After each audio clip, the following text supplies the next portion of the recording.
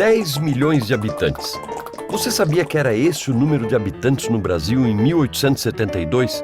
E que nessa época a cidade mais populosa do Brasil era o Rio de Janeiro?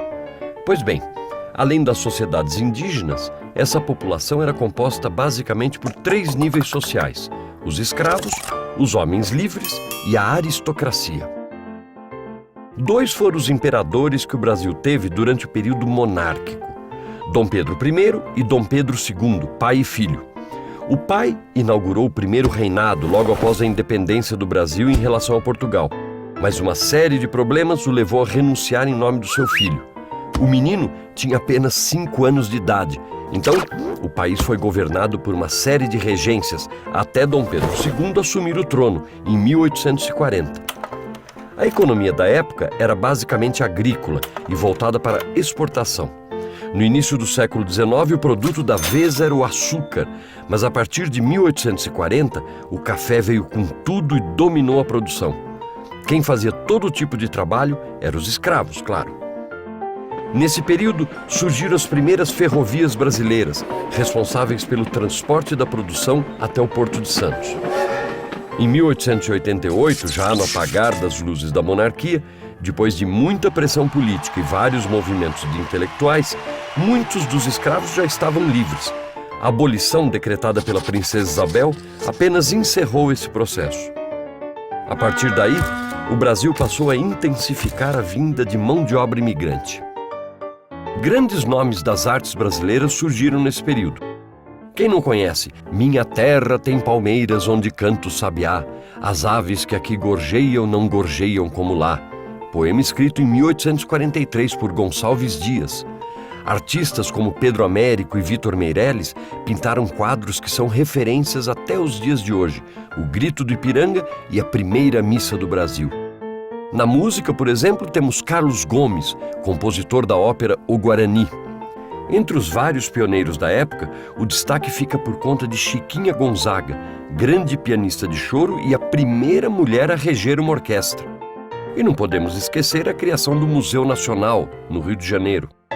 E assim, a vida ia acelerando, graças a inovações tecnológicas como a fotografia e o telefone, trazidos por Dom Pedro II, e a lâmpada elétrica. O período monárquico termina com o início da industrialização, que chegou junto com a República. É quase óbvio.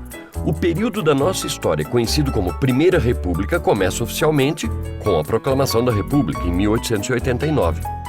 4 anos depois, surgiu a primeira Constituição Republicana do Brasil. Os pontos principais: sistema presidencialista de governo, separação entre Estado e Igreja e o direito de voto para homens maiores de 21 anos. Nesse período, o café era a grande estrela econômica do Brasil, um país predominantemente agrícola. A indústria também começava a crescer, primeiro no Rio de Janeiro, depois em São Paulo. A superprodução de café trouxe momentos de crise pela baixa dos preços, mas a oligarquia agrícola, sempre presente no governo federal, acabou dando um jeito nisso. E quem é que trabalhava nas fazendas e indústrias do Brasil? Brasileiros, claro, mas também os cerca de 3 milhões e 800 mil imigrantes que entraram no país entre 1887 e 1930. Esse número é bastante expressivo para um país que em 1900 possuía 17 milhões de habitantes. Quanto aos ex-escravos, esses enfrentaram desemprego, desigualdade social e preconceito racial. E enquanto as cidades se urbanizavam e as fazendas cresciam, a população não tinha leis trabalhistas a seu favor. A greve geral de 1917 foi um dos resultados disso. Mas essa não foi a única mobilização operária do período, marcado pela organização de sindicatos e partidos políticos de inspiração anarquista e socialista. Grandes momentos culturais na Primeira República. Em 1896, no Rio de Janeiro, tivemos a primeira exibição de cinema no Brasil. A literatura nos deu grandes nomes como Machado de Assis e Euclides da Cunha. E na música, a genialidade de Pixinguinha e Donga, autor de Pelo Telefone, o primeiro samba gravado. A Semana de Arte Moderna, em 1922, chacoalhou São Paulo e destacou nomes que a gente conhece muito bem. Mário de Andrade, Oswald de Andrade, Anita Malfatti e Tarsila do Amaral. E como símbolo do progresso nacional, tivemos o surgimento e a criação de museus em algumas capitais.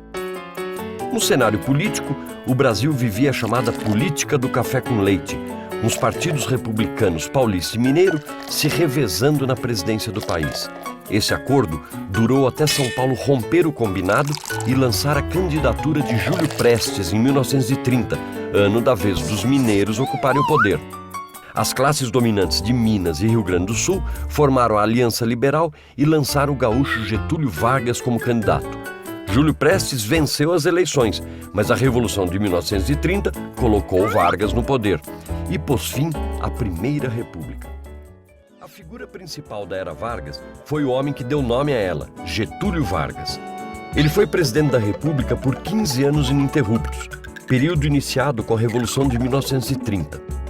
Até 1934, ele foi chefe do governo provisório. Depois, foi eleito indiretamente para permanecer na presidência até 1938. Mas antes que as novas eleições acontecessem, no final de 1937, o governo inventou e divulgou a descoberta de um plano batizado de Plano Cohen. Uma ameaça que iria incendiar as igrejas, invadir casas e implantar o comunismo no Brasil.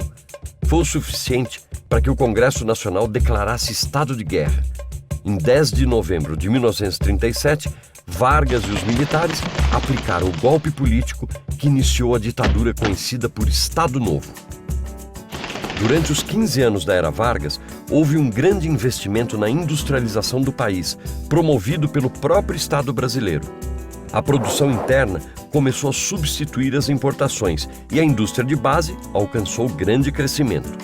Em 1939, foi descoberta na Bahia a primeira jazida de petróleo do Brasil. Foram anos de nacionalismo, com o Estado controlando a produção nacional de petróleo e com a criação de organismos que permitiram ampliar a variedade de produtos agrícolas para exportação. Em contrapartida a todo esse desenvolvimento, a população, tanto brasileira quanto mundial, passava por uma condição de empobrecimento e desemprego. No nosso país, as reações a essa situação iniciadas na Primeira República continuaram através de várias manifestações populares. Getúlio Vargas praticava uma política populista que o levou a ser chamado de pai dos pobres.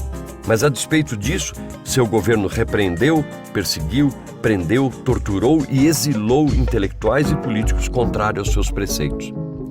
Então, em 1942, o Brasil entrou na Segunda Guerra Mundial e o poder de Getúlio começou a enfraquecer. A era Vargas foi também a era do rádio. Fundada em 1936, a Rádio Nacional do Rio de Janeiro foi um marco na história do país, lançando as radionovelas e inovando o jornalismo com o Repórteresso. Ser um artista da Rádio Nacional era como ser astro de Hollywood hoje em dia. Aracide Almeida, Ataúfo Alves, Lamartine Babo, Orlando Silva, Francisco Alves, as marchinhas de carnaval de João de Barro, tudo isso aconteceu na era Vargas, que também teve cinema, com a produção de mais de 30 filmes em apenas um ano. Teve Raquel de Queiroz, Carlos Drummond de Andrade na literatura, teve Di Cavalcanti e o Núcleo Bernardelli nas artes plásticas, teve Carmen Miranda, que divulgou nossa música nos Estados Unidos e se tornou a nossa inesquecível Pequena Notável. E dentro da chamada política pedagógica do Estado Novo, teve a criação dos Museus Nacionais.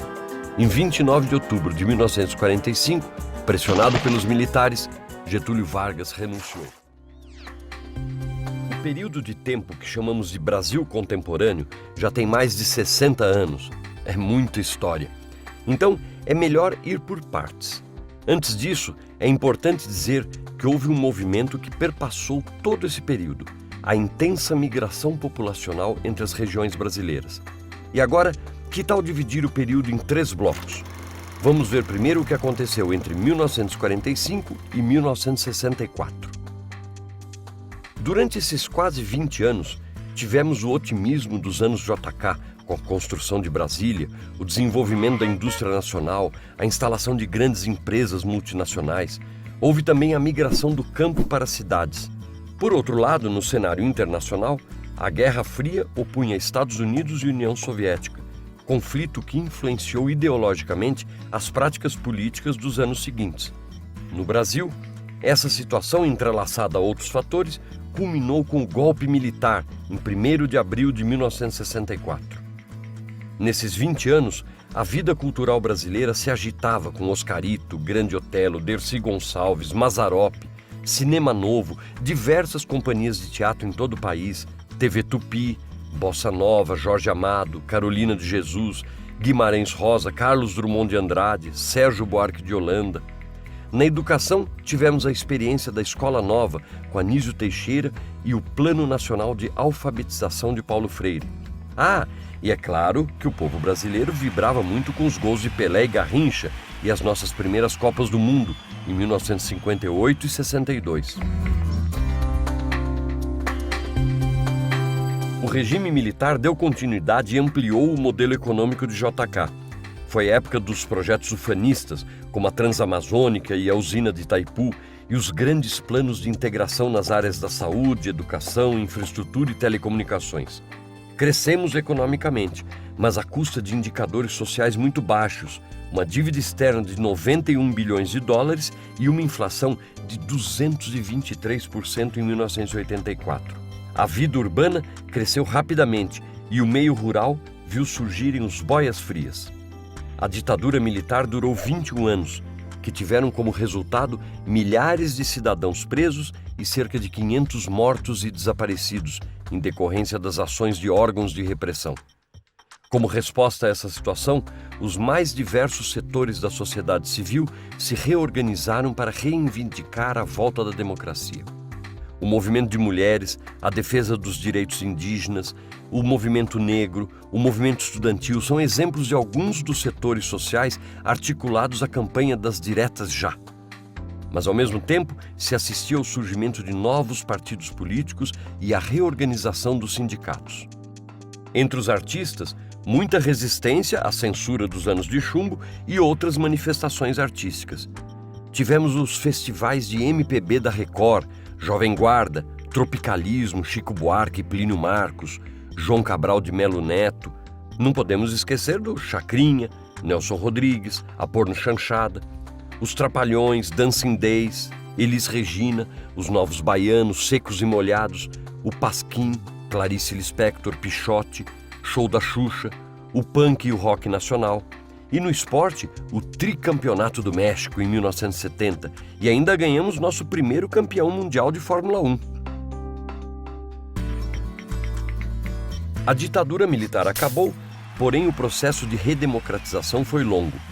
Somente em 1988 tivemos a Constituinte e em 1989 a primeira eleição direta para presidente da República. E é importante destacar, no mesmo período, a consolidação da legislação ambiental. Os problemas da dívida externa e da inflação permaneceram.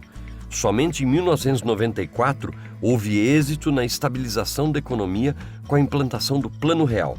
Essa política econômica teve como continuidade a privatização de empresas estatais, a desvalorização da moeda brasileira e o aprofundamento do desemprego. Em 2002, foi eleito o primeiro presidente de origem operária. Nesse período, o Brasil foi crescendo.